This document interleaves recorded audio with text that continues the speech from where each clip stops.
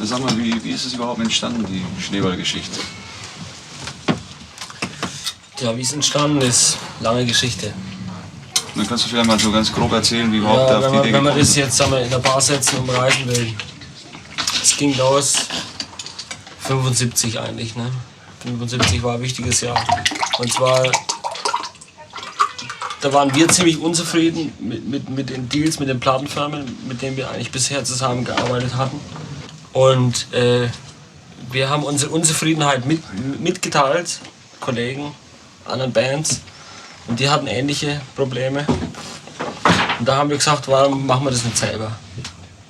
Warum scheißen wir nicht auf die Industrie und ziehen die Geschichte selber durch, auch wenn es finanziell in die Hosen geht oder so, weil wir haben ja, also uns geht es ja nicht ums Geld, uns geht es ja darum, dass wir was machen, wo wir irgendwie selbst mit einverstanden sind.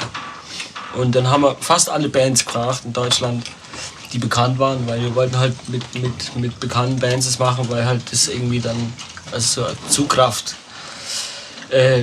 gehabt hätte. Ne? Und die meisten Bands die wollten lieber bei ihrer Plattenfirma bleiben und hatten nicht vor, da mitzumachen. Und dann haben wir halt zum Beispiel die Tonsteine Scherben getroffen, die das schon immer von Anfang an gemacht haben. Also alleine Plattenvertreiben? Alleine Platten vertrieben, die auch also alle Angebote von der Industrie immer abgeschlagen haben mit einem Fuck you. Ne? Und die Sparifankel, die auch von vornherein nichts mit der Industrie zu tun haben wollten. Und dann Mrs. Beasley, die damals gerade Schwierigkeiten hatten mit ihrem damaligen Produzenten. Der wollte irgendwie, dass die so eine Plastik-Jazzrock-Geschichte einspielen. Die wollten halt mehr Musik machen, was ihnen gefällt. Und, ja, und dann ist halt ein Jahr später sind dann im April 76 die ersten Schneeballplatten rausgekommen. Ihr habt ja viel Platten bei der Plattenindustrie produziert. Ja, wir haben 7 Stück produziert. Ne? Und da war es so, am Anfang waren wir halt total unerfahren. Da haben wir so einen richtigen Schweinevertrag unterzeichnen müssen. Also so jeder einzelne Musiker, Künstlervertrag, 20 Jahre bei der Plattenfirma. Ne? Aus dem Vertrag sind wir Gott sei Dank bald rausgekommen. Und dann haben wir Produktionsverträge gemacht. Das heißt, wir haben die Bänder selber produziert, sind damit zur Plattenfirma gegangen und haben die an die Plattenfirma verteilt. Und das hat den Vorteil gehabt, dass wir, also die konnten das ablehnen oder konnten es nehmen. Ne? Aber die konnten nicht sagen, jetzt macht was anderes. Ne? Dann haben wir gesagt, ihr lehnt es ab, dann können wir wieder zur nächsten Firma gehen. Weil die hatten immer eine Option für die jeweilige nächste Platte. Ne? Und die Erfahrung, die wir halt da gemacht haben, war halt die, dass die erstens wahnsinnig wenig Platten verkauft haben. Die haben uns zum Teil nur genommen, weil wir halt einen kulturellen Namen hatten, mehr oder weniger. Embryo war halt der Begriff so, weil durch verschiedene Geschichten und so. Und dann haben die uns praktisch als Alibi genommen. Ne? Und als Steuerabschreibung oder sonst was. Also das war ganz krass bei der Firma BASF und so. Ne? Und dann jetzt im Nachhinein sehen wir halt, wie das abläuft. Zum Beispiel die Firma Metronom, die bringt schon zum 3. Mal eine alte Scheibe von uns raus, jedes Mal mit einem neuen Cover. Tun so, als wäre es eine neue Platte. Ne? Und weil die warten halt auf ihre Chance. Irgendwann mal haben die sich Sachen aufgekauft, legen die auf Eis. Und wenn wir schaffen uns viel weiter ab und werden bekannter und so, und dann kommen die irgendwann mal mit den alten Scheiben.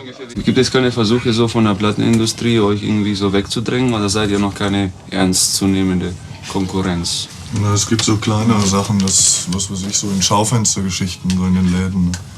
Dass die Leute in den Geschäften manchmal schon gewillt sind, Schallplatten in die Schaufenster zu stellen, aber dann halt eine große Firma kommt und sagt, wir machen das ganze Schaufenster für sie fertig. Und dann sagen die, ja, wunderbar. Und das läuft halt so im Kleineren, aber im Größeren noch nicht.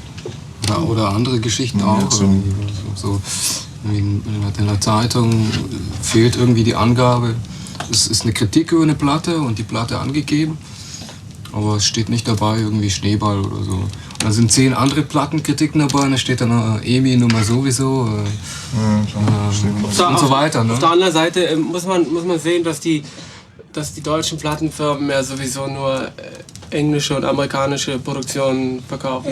Und das ist auch ihr Hauptanliegen. Was hier mit den deutschen Gruppen passiert, ist ihnen ja ziemlich egal. Da lassen sich keine riesen Verkaufszahlen mit einigen Ausnahmen. also nicht keine riesen Verkaufszahlen machen und die Produktionen in Amerika haben schon von vornherein Millionen von Dollars verschlungen und die müssen auf der ganzen Welt, also auch in Deutschland als einem der größten Plattenmärkte, wieder reingeholt werden. Die haben ja gar kein Interesse, hier irgendwie was Ernsthaftes zu machen in Deutschland. Aber jetzt, welcher Unterschied besteht so zwischen einem konventionellen Plattenvertrieb und einer von den Musikern selber gemacht? Also wo unterscheidet sich das? Also Plattenvertrieb. Ja, überhaupt die Plattenproduktion und so. Eben die ganze Produktion, ja. Also erstens können wir also selbst entscheiden, was wir aufnehmen wollen und wo wir aufnehmen wollen, mit wem wir überhaupt zusammenarbeiten wollen. Und wir behalten auf diese Art und Weise alle Produktionsprozesse, die im Zusammenhang mit einer Plattenproduktion stehen, selber in der Hand und können kontrollieren, wo unsere Musik hingeht und auch jedem genau erklären, wo sie herkommt. Und könnt ihr das finanziell noch so vertreten? Könnt ihr davon leben? Es muss gehen, ne? Es muss gehen. Also ich meine, ein paar Gruppen geht's nicht so gut, weil die halt noch keinen so Namen haben. Bei uns ist halt so, Embryo kennt halt schon jeder und da kauft jeder mal eine Platte davon. Und das heißt, also also Embryo und Tonsteine Scherben und Mrs. Beastly und vielleicht jetzt Sparifangel zum Teil und so, die halt einen gewissen Namen haben, die können, sagen wir, also denen geht es finanziell relativ, was die Platten anbelangt, gut, ne? Während jüngere Gruppen wie jetzt Moira oder zum Teil Munio und so, ne, die haben halt dann auch mit Schwierigkeiten zu kämpfen, weil das ist ja so, jede Gruppe muss ja ihre eigene Geschichte produzieren. Ne? Das heißt, die müssen alles vorfinanzieren, die müssen Plattenaufnahme vorfinanzieren, die müssen Pressen vorfinanzieren, die müssen eventuell Plakate vorfinanzieren, ne? Und das kostet ja ein halbes Vermögen. Ne? Und das müssen die irgendwo auftreiben, Kredite aufnehmen und so. Ne? Und dann war es ja auch so, dass Schneeball verlief ja in den ersten Jahren ein bisschen chaotisch, ne? Weil wir mussten ja unsere Erfahrungen sammeln. Wir waren ja keine Kaufleute, wir sind plötzlich sind Musiker Kaufleute geworden. Ne? Wir mussten also organisatorisch durchblicken, der Laden, der zahlt nicht, der kriegt keine Platten mehr und Prozesse wurden sogar schon verloren gegen Plattenläden und so, ne? Weil die einfach irgendwie das Geld nicht geschickt haben und so. Ne? Da ist viel verloren gegangen, ne? Und da war halt viel Verlust da. Ne? Deswegen ist das also der Verlust fällt halt auf die weniger bekannten Gruppen fällt er stärker als auf die bekannten Gruppen, weil die ja genügend Platten verkaufen. Ne?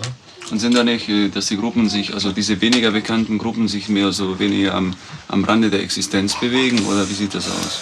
Nein, also die spielen ja, die können da überleben mit ihrer Musik, bloß jetzt kommt halt noch zu dem wenigen, was sie sowieso verdienen, kommt jetzt noch plötzlich der Verlust von der Platten-Action dazu. Und da haben wir halt eingeführt, praktisch so einen Schlüssel, zum Beispiel jetzt alles, was Werbekosten bei Schneeball anbelangt, das haben wir die Gruppen, die mehr verkaufen, müssen sich mehr an den Werbekosten beteiligen als die Gruppen, die weniger verkaufen. Und so. Und wir versuchen halt langfristig einmal vielleicht sogar eine Art Schneeballfonds einzurichten, der mal Geld vorstrecken kann, was ja jetzt sogar in unserem Fall schon passiert ist, ne? Dass wir jetzt Geld vorgestreckt haben von einer Gruppe, die jetzt ein bisschen mehr Geld hatte und so. Ne?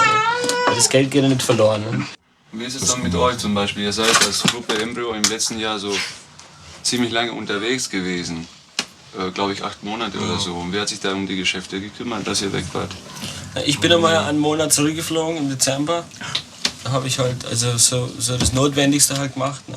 Dann hat man auch jemanden hier, der das gemacht hat. Aber das war natürlich schon ein Problem, ne? Muss man sagen. Ne? Das war zum Beispiel, also das wäre halt zum Beispiel unser deswegen sind wir für gewisse Zentralisierung. Ne? Aus dem Grund, weil wir halt zum Beispiel oft reisen. Jetzt nächstes Jahr wieder eine große Tournee haben wir vor und da kann sich wieder niemand drum kümmern. Ne? Und da wäre es natürlich gut, wenn irgendwo jemand sitzt, der das, was unser Beitrag ist, den Schneeballganzen, der das in dem Fall übernimmt. Ne?